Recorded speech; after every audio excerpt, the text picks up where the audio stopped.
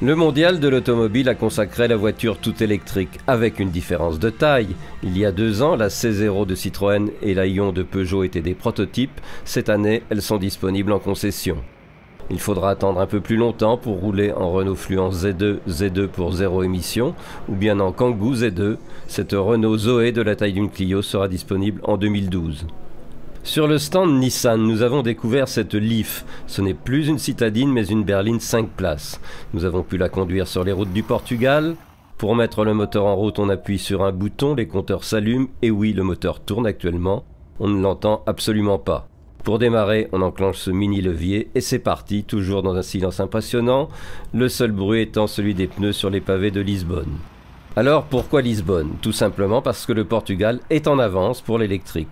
Nous avons trouvé sans problème dans une station-service une borne de recharge rapide. C'est simple, on ouvre la trappe, on présente sa carte, on tape son code, on branche la voiture et au bout de 30 minutes, nous avons rechargé 80% de notre batterie.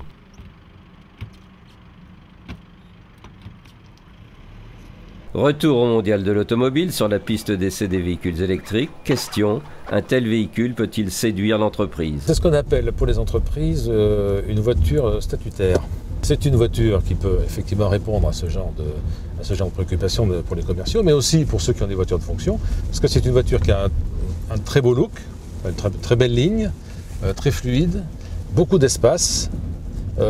Ça pose, une voiture qui pose, et puis il y a des boutons partout, on se croirait dans un Airbus. Ouais. Alors, cette voiture, elle peut avoir quelque chose d'un peu frustrant, parce que vu sa taille, son degré de finition, son confort, on a vraiment l'impression d'être dans une voiture qui peut faire beaucoup de kilomètres. Quand on roule dans une Smart ou dans une Ion, bon, on ne s'imagine pas faire de grands trajets avec, on sait très bien que c'est pour un usage urbain, donc on ne peut pas être frustré. Mais là,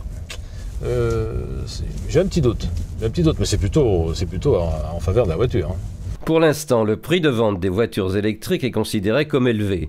L'économie se fait en fait à la pompe. Aujourd'hui, avec 2 €, vous faites 100 km, c'est 5 fois moins cher que l'essence. Et demain? Demain, avec 2 € et un peu plus, en fonction de l'évolution du prix de l'électricité, vous aurez toujours des prix qui seront extrêmement compétitifs par rapport à l'essence.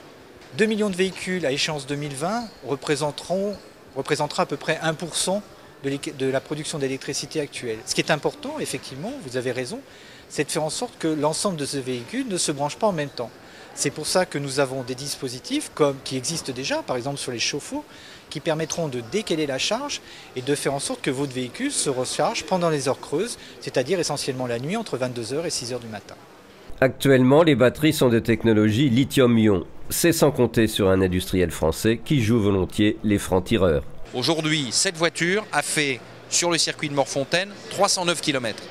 Voilà. Mais nous la vendons avec une autonomie de 250 km parce que entre un circuit stabilisé et une conduite en ville, il y a évidemment beaucoup de différences. Mais en fait, avec ce poids et cette batterie, 309 km. Cyclabilité, 200 000 km. C'est-à-dire que votre voiture sera morte avant que votre batterie soit morte. Et puis, bien évidemment, une sécurité très importante et sans doute un prix qui sera plus bas que celui du lithium-ion. Pour répondre à ce besoin des nouvelles mobilités, les ingénieurs phosphorent et on trouve bien sûr leurs prototypes sur Internet. Témoin cette voiture avion qui roule au super sans plomb, défense de rire, elle vient de décrocher son homologation par les autorités américaines.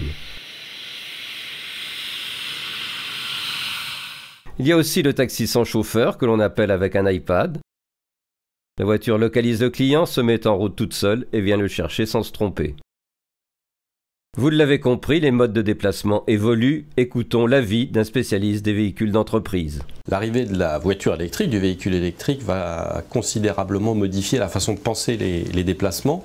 Et comme dans l'électrique, il y a des points positifs et des points négatifs. Tout d'abord, l'autonomie de ces véhicules est loin de ce qu'annoncent les constructeurs en général. Divisons par 2 grosso modo et on obtiendra en utilisation réelle l'autonomie de la voiture quelle que soit la marque. Deuxième point, le coût élevé de ces véhicules qui est carrément le double d'un véhicule équivalent. Et troisièmement, les modes de recharge avec des infrastructures quasi inexistantes aujourd'hui. Il faut bien réfléchir au coût de ces véhicules, réfléchir au coût de détention, au coût d'usage, et donc ça s'insère bien évidemment dans un PDE, un plan de déplacement d'entreprise, pour bien voir quelles sont les économies à réaliser.